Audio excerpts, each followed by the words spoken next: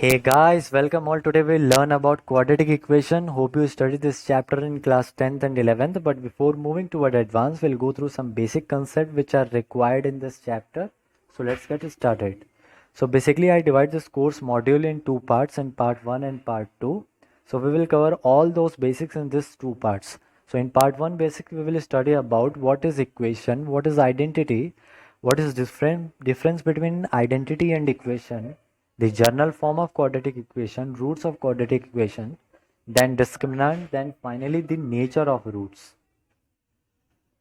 Now what is equation? Equation is satisfied by some particular values of variables. For example, here is an equation 4x plus 3 equal to 11. When you solve this equation, you get x equal to 2, which is conditionally true for x equal to 2. But when you change this value from x equal to 2 from any other value, then this equation will not hold true for that value.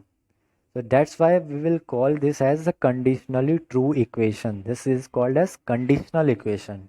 On the other hand, identity is true for all values of variables. For example, here is an identity.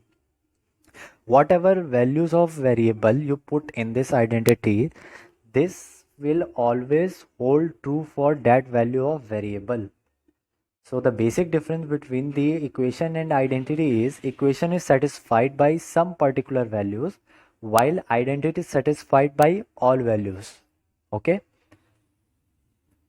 Now the general form of quadratic equation. What we call as the general form is ax square plus bx plus c equal to 0. This is called the general form of quadratic equation. And what is a, b and c? A, b, c are the real number which we called as constant, and the condition is a not equal to 0. Why a not equal to 0? Because when a is equal to 0, this whole thing ax square will vanish out from this equation, and what we will left with is bx plus c. And then bx plus c is not a quadratic equation, as we all know. So this a not equal to 0 condition is compulsory over here. And one more condition stated here is while b and c may be 0, b and c may be 0, what does it mean? B and c may be 0 means if b and c or any one of them is 0, then it is called as incomplete quadratic equation. Okay. For any quadratic equation, the quadratic formula is x equal to minus b plus minus under root of b square minus 4ac, and this whole thing is divided by 2 times of a.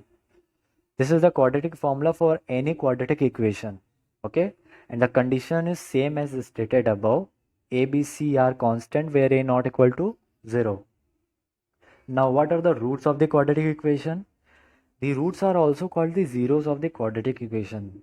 Okay, this is the value of x which satisfy the quadratic equation ax square plus bx plus c, and that are called the roots of the quadratic equation. So this is all about the general form of quadratic equation. We will study further about this quadratic equation in the next lecture.